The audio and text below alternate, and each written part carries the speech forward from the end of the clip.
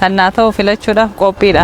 Sagalee kootiin sirna diimokiraasii kootiin mootummaa hundeeffachuuf kaardii kootiin Filannoon biyyaalessaa Itoophiyaa marsaa torbaffaan bara 2018 kutaalee biyyattii adda addaatti miira adda addaa fi dammaqinsa olaanaan uummata biratti eegamaa jira. Maqaan Koraayil Bultiin jedhama.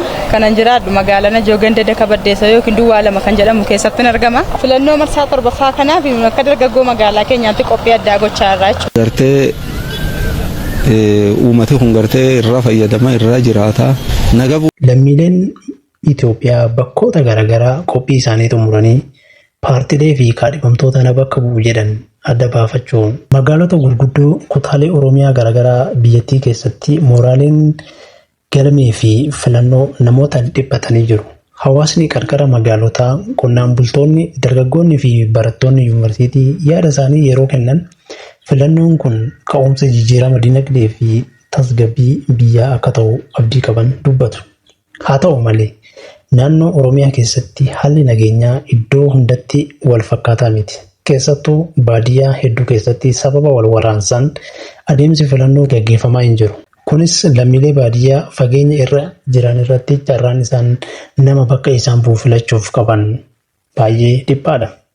Gama biraatiin boordiin filannoo biyyaalessaa Itoophiyaa dhimma raawwachiiftoota filannoo waraqaa sagalee fi taajabdoota ilaalchisee qophii barbaachisu hunda xumuruu isaa fi bakkoota nageenyaa qaban hundatti meeshaan filannoo gahuu isaa mirkaneessee jira.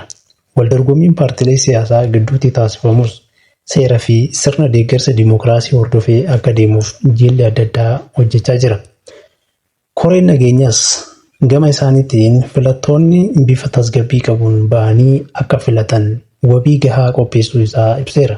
Haa ta'u malee ogeessonni siyaasaa fi taajabdoonni filannoo akka yaadachiisanitti adeemsa filannoo kana keessatti qulqullina seeraa eegsisuun dhimma dorgommii malee bira darbamu miti. Keessattuu rakkooleen kanaan dura mudachaa turan kan akka loogummaa raawwachiiftotaa, dhiibbaa qaama humnaa fi iftoomina dhabuu irraa barachuun barbaachisaadha.